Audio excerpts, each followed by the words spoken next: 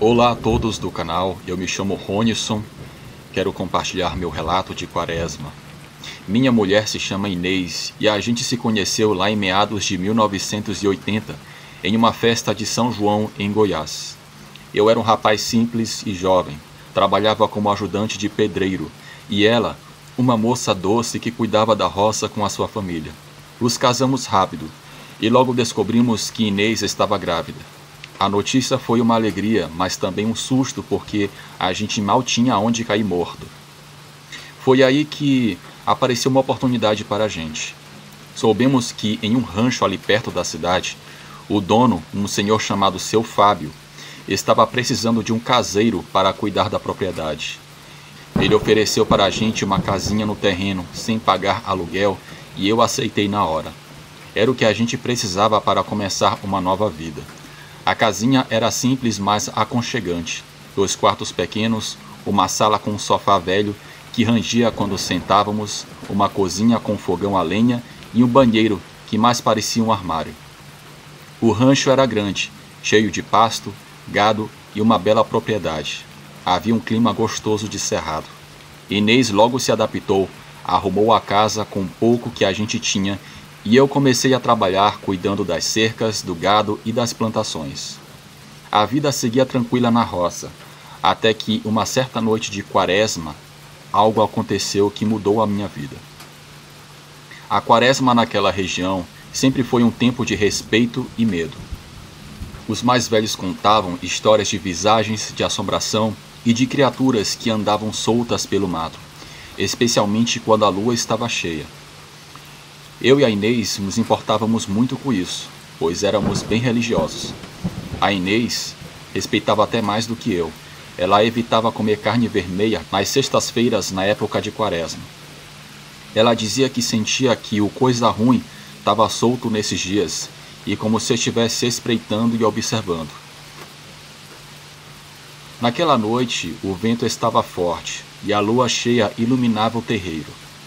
A gente já tinha se recolhido, já prestes a dormir na cama. Inês se revirava na cama, tentando achar uma posição confortável para o barrigão de 7 meses. De repente veio um barulho lá fora, primeiro sutil, como se as folhas secas estivessem sendo pisadas. Depois passos pesados, arrastados, que fizeram o chão de terra tremer. Ronison, você escutou isso? Inês perguntou em um susto. Eu assenti com a cabeça, o corpo inteiro arrepiado. Os passos continuavam indo de um lado para o outro, lentos e compassados. Depois ouvimos um grunhido, como se um bicho estivesse rosnando rente ao chão e parecia muito cansado. Peguei a espingarda que ficava encostada na parede e caminhei até a sala tentando não fazer barulho. A porta da cozinha rangeu, como se alguma coisa estivesse encostado nela. A minha respiração ficou rápida. Abaixei um pouco a cabeça e, com cuidado, puxei a cortina da janela. Lá fora, sob a luz fria da lua, estava a criatura, alta de mais ou menos uns 2 metros, o corpo coberto de pelos escuros, desgrenhados. Os braços eram longos, os dedos terminavam em garras afiadas que arranhavam a madeira da porta. A respiração ofegante, um misto de animal e homem, mas o pior eram os olhos, 2 brasas vermelhas, como faíscas no escuro. O meu coração disparou. Inês, sentindo a minha atenção, sussurrou: Ronison, o que você está vendo? Eu engoli em seco. Depois eu te explico. Fica quieta. A criatura ergueu a cabeça e cheirou o ar, como se estivesse sentindo a minha presença. Depois deu um urro grave e bateu na porta de novo. Dessa vez com força o suficiente para fazer toda a casa tremer. Eu não podia esperar. Mirei pela janela, prendi a respiração e atirei. O estrondo ecoou pela noite. A criatura soltou um grito de dor e se virou para o mato, correndo aos trancos e barrancos. O vento uivava, se misturando com o barulho dos passos pesados que sumiam na escuridão. Inês veio correndo para a sala assustada. Ronison, o que foi isso? Eu olhei para ela, ainda tremendo. Não sei, mas não quero ver isso de novo. Na manhã seguinte, Seu Fábio apareceu. Eu contei tudo, esperando que ele desse risada ou dissesse que eu tinha sonhado. mas ele apenas cruzou os braços e respirou fundo. Aqui nessas terras tem coisas que não são desse mundo. Esse bicho, seja lá o que for, não gosta de gente com fé. Vocês têm proteção? Aquilo que vocês viram era um lobisomem. Inês fez o sinal da cruz. A gente reza toda noite, ela disse. Ele assentiu, então continuem rezando e sempre deixem um galho de arruda na porta. Isso afasta coisas ruins. Os meses passaram e nosso filho nasceu forte e saudável. Batizamos ele na capelinha da cidade e a vida seguiu. Nunca mais vimos aquele lobisomem, mas toda noite de lua cheia eu ainda olho pela janela meio desconfiado, atento a qualquer som diferente. Foi uma experiência terrível. Enfim, Bruno, esse foi o meu pequeno relato. Eu espero que você goste e mando um abraço para você.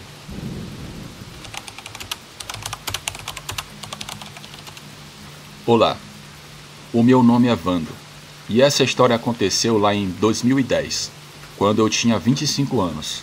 Na época eu morava com a minha mãe em um sítio pequeno no interior de Acorizal, no Mato Grosso, perto de uma mata densa que a gente chamava de Mata do Boi. A vida era simples, eu ajudava minha mãe com as plantações, cuidava das galinhas e de vez em quando saía para caçar.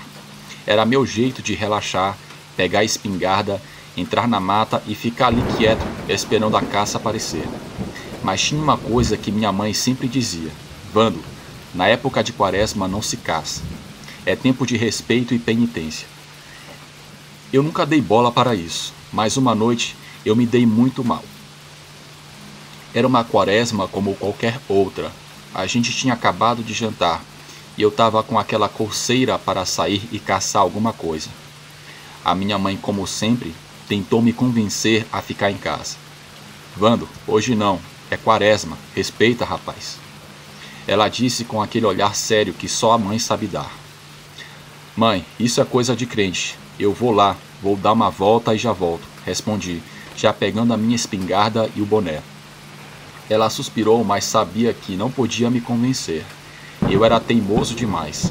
Saí de casa com a lua cheia, iluminando o caminho, sem imaginar o que ia acontecer. A mata estava quieta, somente o barulho dos grilos e o vento balançando as folhas. Eu andei um bom tempo, parando de vez em quando para escutar algum sinal de caça. Foi quando vi ao longe um vulto de um velho. Ele tinha cabelos brancos, roupas simples, meio que de um camponês, um agricultor. Ele estava parado e olhou para mim, e eu senti um arrepio. Eu nunca tinha visto aquele homem antes.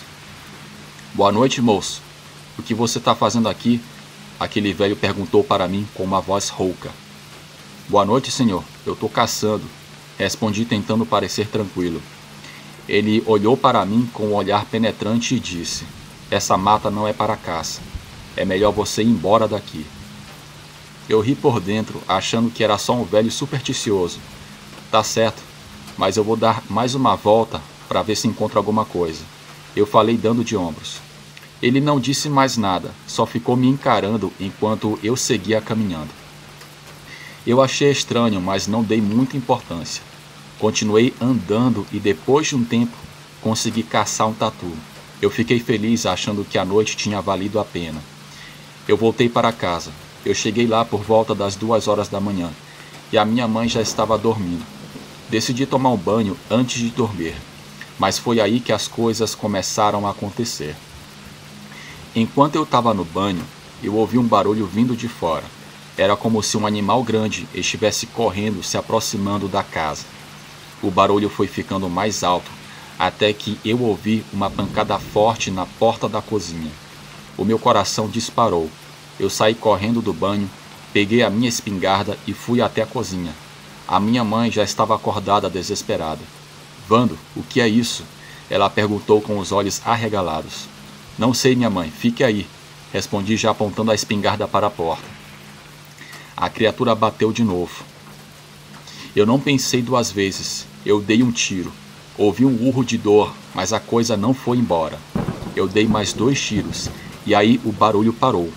A minha mãe foi até a janela e olhou pela fresta.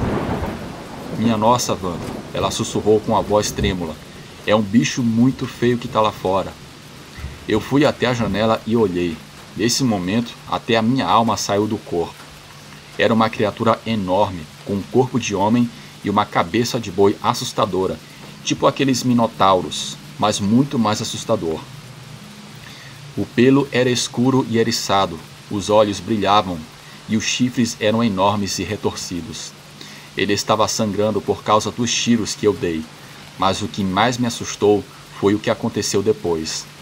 Aquela coisa olhou para casa e falou, com uma voz grave: Nunca mais casse na minha mata. A minha mãe quase desmaiou. Eu fiquei paralisado segurando a espingarda com as mãos trêmulas. A criatura se virou e saiu correndo em duas patas, desaparecendo na escuridão. A noite foi longa. A minha mãe passou mal e eu tive que levá-la para a cama.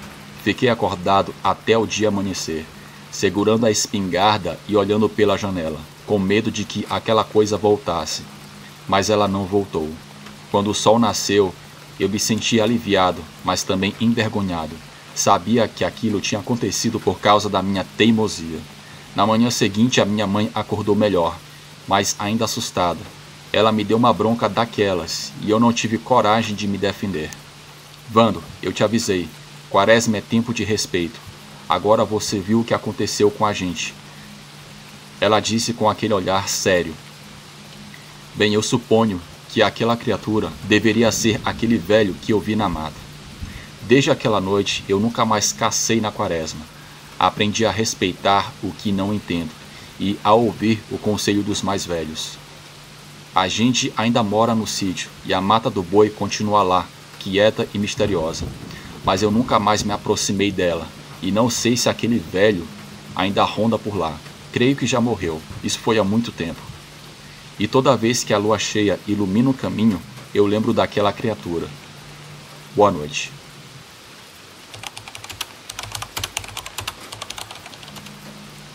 Boa noite, o meu nome é Ana, eu tenho 26 anos e atualmente moro na cidade de Ouro Branco, Minas Gerais. Hoje vou contar uma história real que aconteceu na cidade de Viana, Espírito Santo, em setembro de 2021. A minha irmã Michelle estava grávida da sua segunda filha. Ela tinha um bom casamento e uma vida muito bem estruturada. Como toda pessoa, ela tinha uma grande amiga chamada Adriana. Adriana não saía da casa da minha irmã, até mesmo quando Michelle viajava com o marido para curtirem um tempo a sós, a Adriana dava um jeito de estar sempre junto.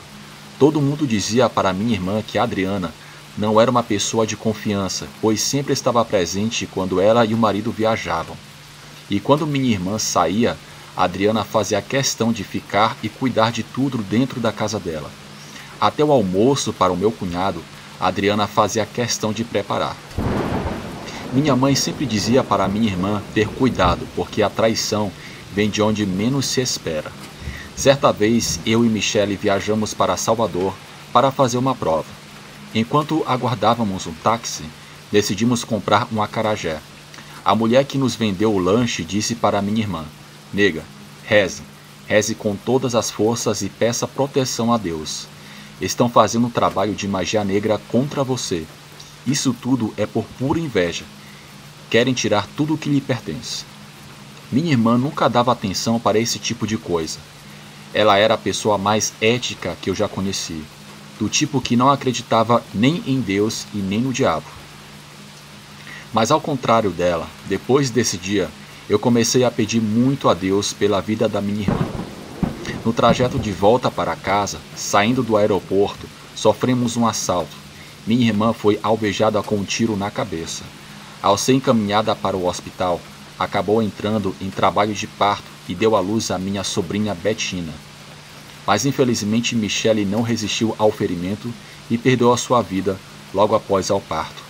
Desconsolado, meu cunhado Elton passou 2 meses chorando a morte da minha irmã. Michelle era uma mulher incrível, uma ótima cozinheira. Nunca repetia um prato. Ela sempre dizia que cozinhar era uma terapia. Amava cozinhar e sair nas madrugadas frias distribuindo comida para os mais necessitados. Meu cunhado sempre foi um homem muito bonito, dono de uma grande pedreira que dominava a exportação na cidade de Viana, Espírito Santo. Nem preciso dizer que dinheiro nunca foi um problema para ele. Sabemos que suas 2 filhas precisavam de uma mãe e ele de uma companheira. Elton decidiu-se casar-se novamente. E com quem ele casou? Com Adriana, a melhor amiga da minha irmã. Nossa família ficou em choque com a notícia. Afinal, Michele tinha acabado de ser enterrada. Diferente da minha irmã, Adriana era interesseira, egoísta, materialista e uma péssima cozinheira. Como já era de se esperar, o casamento deles foi de mal a pior. Acredito até que Adriana nunca tenha sido feliz ao lado do meu cunhado.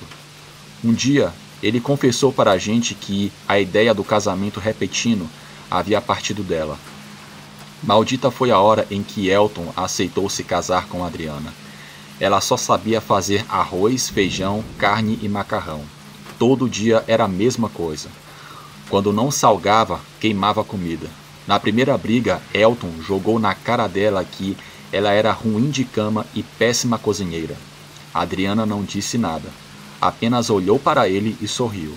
Depois disso, meu cunhado arrumou uma amante, chegava tarde em casa e quase não via as filhas.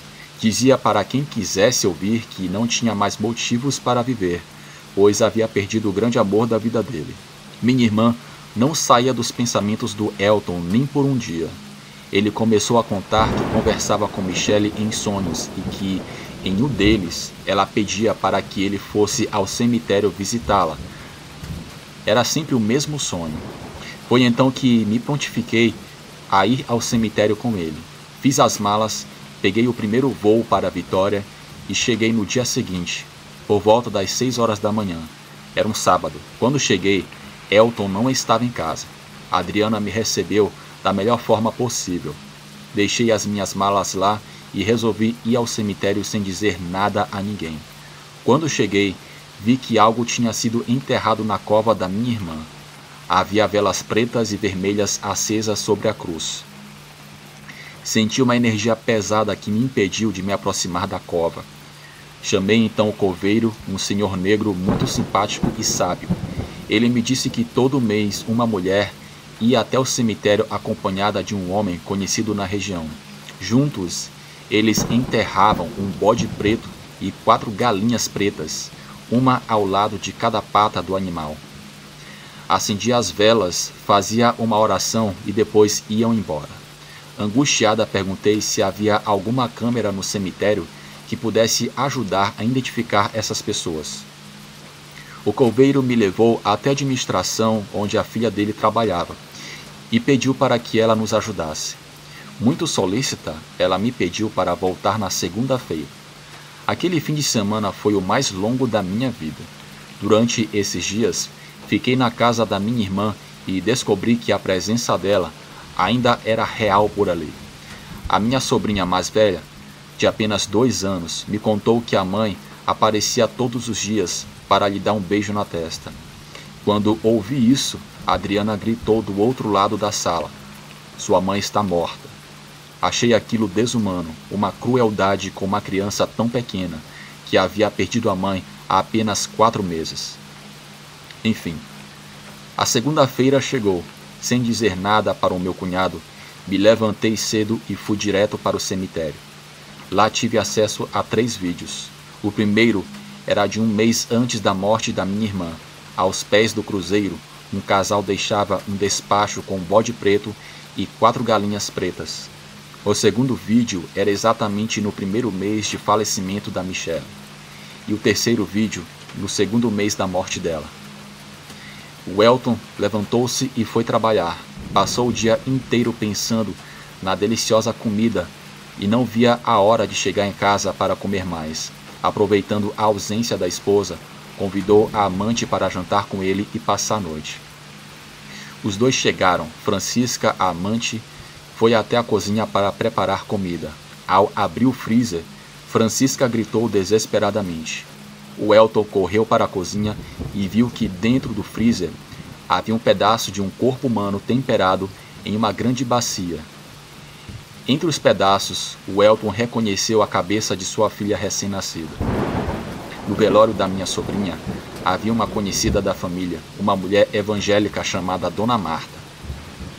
Ela nos confidenciou que havia alertado a minha irmã diversas vezes e que, em uma delas, previu até a morte dela.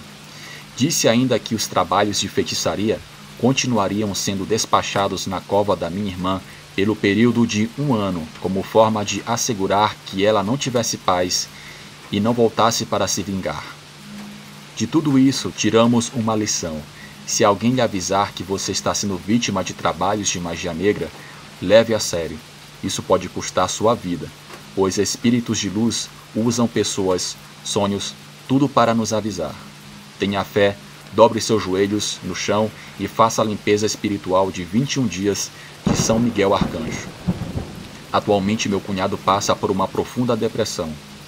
A filha mais velha está sob a guarda da minha mãe, aqui em Ouro Branco, Minas Gerais. Ela está bem, graças a Deus, mas continua dizendo que conversa com a mãe qualquer hora do dia. Já a Adriana está presa em um presídio feminino, onde já tentou dar cabo de sua própria vida 2 vezes. Provavelmente, os demônios estão lhe cobrando pelas maldades que fez.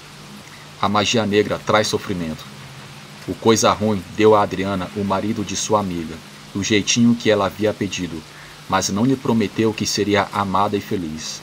Será que as pessoas que aceitam como portadoras do mal não sentem medo das terríveis consequências espirituais que criam para si mesmas? Bem, esse foi o meu relato. Tenham todos uma ótima noite.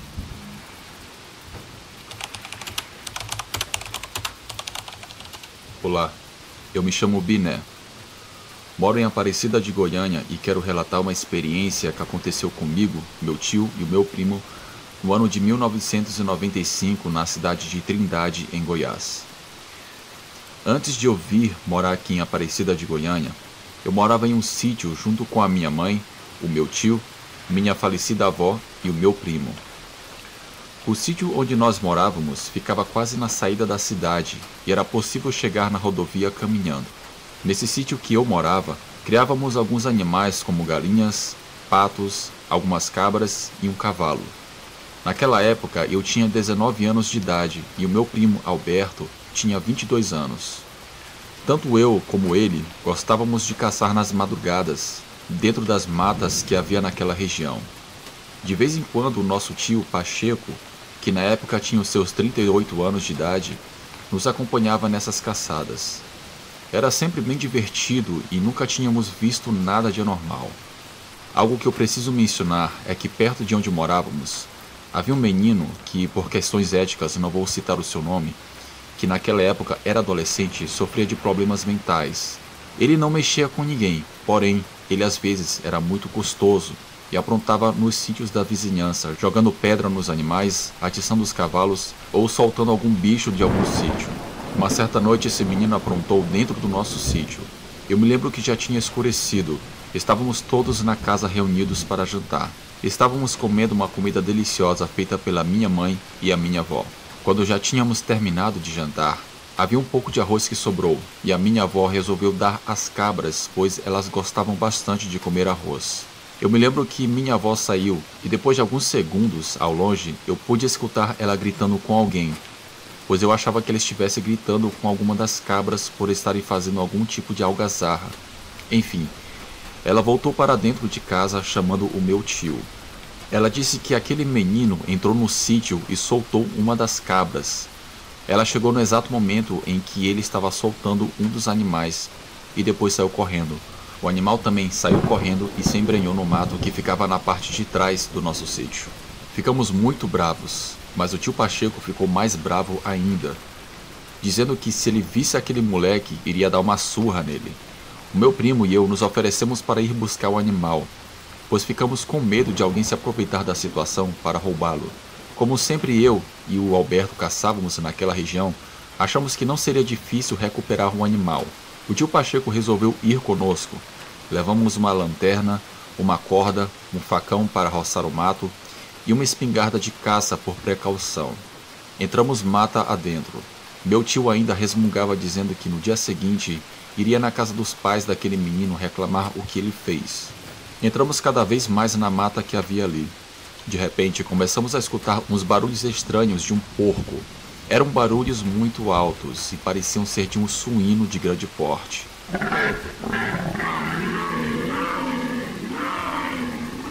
Como estávamos com uma arma, aproveitamos para tentar caçar o animal. Fomos na direção de onde estavam vindo aqueles sons. Até aquele momento tudo estava bem, mas algo nos fez ficar com muito medo. Aquele suposto porco começou a fazer uns sons, como se estivesse balbuciando algumas palavras. Eu sei que soa estranho isso, mas era exatamente o que estava acontecendo. Eram palavras que não conseguíamos entender, mas era bem nítido e estranho que aquele animal parecia falar. Nos aproximamos lentamente para ver o que era aquilo. Quando meu tio focou a luz da lanterna na direção onde vinham aqueles sons, especificamente de uma árvore, vimos algo bizarro. Havia um homem que estava sem roupa. O seu corpo, porém, parecia deformado. Ele não tinha pés, mas sim cascos de um porco, e a sua cabeça era de um porco também. Aquele ser estava agachado, comendo alguma coisa que eu não vi bem o que era, e ao redor tinham velas acesas. Quando aquele bicho nos viu, ele deu um grito quase ensurdecedor. Então saímos correndo e só paramos quando chegamos em casa. A minha mãe e a minha avó nos perguntaram o que tinha acontecido e também se conseguimos recuperar a cabra. Eu estava ofegante e mal conseguia falar, devido ao choque que eu estava. Meu primo contou que nós vimos um bicho muito esquisito, que parecia um porco misturado com gente. O meu tio com raiva perguntou para o Alberto: "Cê é burro, uai? Por que você não atirou naquele animal, já que você estava com a arma?" O Alberto disse que ficou tão impressionado ao ver aquela cena que até se esqueceu de que estava armado. Ele disse que não teve forças para atirar naquele ser, pois ele sentiu um medo tremendo, ainda mais com o grito que aquele bicho deu. No dia seguinte saímos de novo à procura da nossa cabra. Fomos perguntando para alguns moradores da região. Depois de horas procurando, conseguimos encontrar o nosso animal a uns 13 quilômetros da nossa casa, perto da rodovia. Desde que vimos aquele ser, nunca mais tivemos coragem de sair à noite para caçar naquela mata. Hoje em dia, sempre que eu encontro o meu primo e o meu tio, sempre que trocamos uma prosa, algum de nós sempre toca no assunto do que vimos naquela noite e o que poderia ter sido aquilo. Às vezes, eu me pergunto se aquele ser estranho ainda anda por aquelas matas hoje em dia. E se for uma pessoa, qual é a finalidade de fazer aquele ato tão grotesco? Obrigado por ouvirem o meu relato. Boa noite.